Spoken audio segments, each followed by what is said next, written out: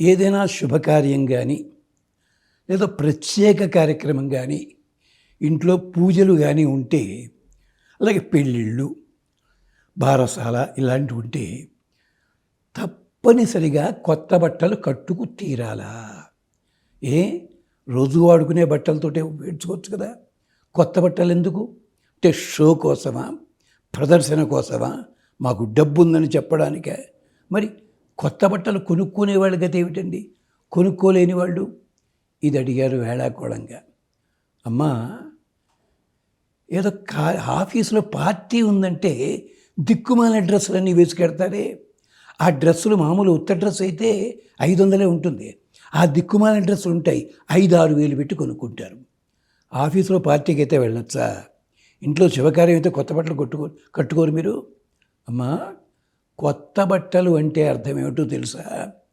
వాటిని ఇంతవరకు ఉతకలేదు, వాటికి ఇలాంటి సంస్కారాలు జరగలేదు, తిన్నగా వచ్చింది మనం వాడుకుంటున్నామని అర్థం. దీనికి కారణం ఏమిటంటే, భగవంతుడిని వర్ణిస్తూ ఒక వర్ణన ఉంది. భగవంతుడు చిన్న పిల్లాళ్ళ ఉంటాడట. అంటే ఎప్పుడూ కూడా 30 ఏళ్ల వయసులోనే ఉంటాడట. ఆయన కట్టుకున్న బట్టలు కూడాట ఎంత బాగుంటాయో తెలుసునా? వాటి ఉతకక్కర్లేదుట, ఉతికినట్టుగా ఉండవుట, కానీ శుభ్రంగా ఉంటాయిట. ఇది ఎలాగయ్యా అని అడిగితే మంత్రం చెప్పింది. యువ సువాస పరివీత ఆగాత్. ఎప్పుడు తళ మెరుస్తుండే బట్టలు, కొత్త బట్టలు కట్టుకున్నట్టుగా ఉంటాడు. కొత్త బట్టలేవి ఏమిటి? ఈ కొత్త బట్టల వెనకాల ఎంతమంది దేవతలు ఉంటారో మీకు తెలుసా? బట్టలు నేసేవాళ్ళని ఏ జాతి అంటారు? పద్మశాలి అంటారు. ఏమిటి నా పేరుకి బట్టలకి సంబంధం ఏమిటండి? పద్మం అంటే పద్మము, పుష్పము. దానిలో శాలగా పెట్టుకున్నవాడు, ఇల్లుగా ఉన్నవాడు ఎవరు? సూర్య భగవానుడు.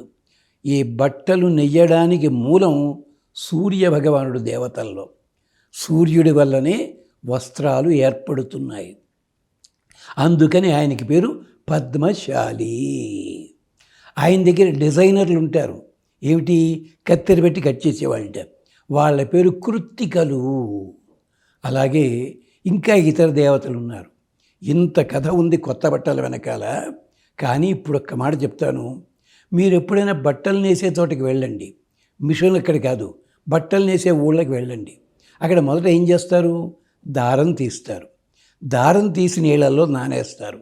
నానేసి స్టాండ్లు పెట్టి దారాలు ఇలాగా మొత్తం అంతా కూడా ఎండబెడతారు. ఎండబెట్టి ఒక కర్ర తీసుకుంటారు, ఉసిరి కర్ర ఏదో తీసుకుని టక టక టక దాని మీద కొడుతుంటారు. ఎందుకయ్యే గట్టిగానే ఉంది కదా. అక్కడ తెగింది ఎక్కడో దారం, చిన్న చిన్న ముళ్ళు వేస్తారు. అప్పుడు మగ్గాల మీద తీసుకొచ్చి వాటిని చేస్తారు. దీని వెనకాల ఒట్టి అలవాటు కాదు, ఒట్టి టెక్నిక్ కాదు, దేవతలున్నారు. అగ్ని తూషాదానం వాయోర్వాతపానం. మొదటగా దారం తీస్తున్నారే, ఈ దారం తీయడానికి వెనకాల అగ్నిదేవుడు ఉంటాడు. అగ్ని తూషాదానం వాయోర్వాతపానం. నీళ్ళల్లో నానవేసి ఆరబెట్టాను చూసారా, అప్పుడు వాయుదేవుడు వచ్చి తన శక్తిని దాంట్లో పెడతాడు. అప్పుడు ఒక వెదురు కర్ర కానీ, ఉసికర్ర కానీ, లేదా మారేడు కర్ర కానీ తీసుకుని ఇలా కొడతారు. ఓషధీనాం ప్రఘాత. వనస్పతి దేవత వచ్చి ఆ దారానికి బలమిస్తుంది. అంచేత ఓషధీనాం ప్రఘాత. చిన్న తాడు తెగింది, మళ్ళీ చిన్న చిన్న ముళ్ళేస్తారు. ఆ ముడికి ఎవరో తెలుసునా? పితృదేవతలు. అంటే ఏమిటి? ఈ వంశాన్ని పక్క వంశంతో ఇంకో వంశంతో కలపడానికి పిల్లలు, మనవాళ్ళు, మనవరాళ్ళు వీళ్ళు. అందుకని అది చిన్న ముడి వేస్తారు. అంచేత ఓషధీనాం ప్రఘాత విశ్వేషాం దేవానాం ఊతు ఆదిత్యానాం ప్రాచీనతాన. నిలువు దారాలున్నాయే, దీన్ని పడుగు అంటారు. ఇది సూర్యుడికి సంకేతము. సూర్యకాంతి ఎప్పుడు కూడా నిలువుగానే ఉంటుంది, అందుకని సూర్యుడు వస్తాడు దాంట్లోకి. ఆదిత్యానాం ప్రాచీనతాన. అలాగే విశ్వేషాం దేవానాం ఓతు. అడ్డదారాలు ఉంటాయి కదా, పేక అంటారు. అది విశ్వే దేవతలు వాళ్ళంతా. అలాగా ఇంతమంది దేవతలు వచ్చిన తర్వాత రెండు దారాలు ఇలాగా రెండు దారాలు ఇలాగా ఉంటే ఇలా ఉన్నాడు, మధ్యలో ఖాళీ ఉంటుంది. ఈ ఖాళీకి ఎవరో తెలుసునా? ఈ ఖాళీల ద్వారానే మనం బట్టలు పిండినప్పుడు నీళ్లు కిందకి జారుతాయి. నక్షత్రాణం అతీకాశా, నక్షత్రములు ఇక్కడుంటాయి. అందుకని సర్వదైవత్యం వై వాస అంటే బట్టల మీద ఎంతమంది దేవతలు ఉన్నారన్నమాట. అగ్ని ఉన్నాడు, సూర్యుడున్నాడు, వరుణదేవుడు ఉన్నాడు, పితృదేవతలు ఉన్నారు. అందుకని మనం కొత్త బట్టలు కట్టుకునే కార్యక్రమం చేస్తున్నాం అనుకోండి, ఇంతమంది దేవతలు మన దగ్గరకు వచ్చి మనకి క్షేమాన్ని కలిగిస్తారు. ఓ పెళ్ళి జరుగుతుంటే 10 మంది బంధువులు వచ్చారు, తినిపోవడానికే కాదు, మనకి రకరకాల పనులు ఉంటాయి, వాళ్ళు హెల్ప్ చేస్తారు, రక్షణ కలిగిస్తారు. ఇది ఇలాగే వస్త్రాలకి ఇంతమంది దేవతలు. అందుకనే భారతదేశంలో వస్త్రాల నేతకి ఇంత గొప్ప పేరుంది. అంత గొప్పగా 7 గజాల చీర అగ్గిపెట్టెలు పెట్టేంతటి పెద్దవాళ్ళు కూడా ఉన్నారు. రకరకాల డిజైన్లు చేస్తుంటారు మన వాళ్ళు.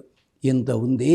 అంచేత నూతన వస్త్రధారణ ఇది మన ఆరోగ్యానికి, మన సంపదకి, మన ధన సంపత్తికి ఇంతటికి గుర్తు గనక కొత్త బట్టలు ధరించే పూజా కార్యక్రమాలు, కొత్త బట్టలు ధరించే శుభ కార్యక్రమాలు చేసుకోవాలి. అందుకని ఆఖరికి పెళ్ళిలో కూడా ఆడపిల్ల నక్షత్రాన్ని బట్టి ఆ నక్షత్రం ఉన్న అమ్మాయికి ఏ రంగు చీర పెట్టాలో అది కూడా చూపిస్తారు వాళ్ళు. ఇలాంటివన్నీ ఉన్నాయి. ఇదంతా కూడా అధర్వణ వేదం, యజుర్వేదం చెప్పాయి. స్వస్తి.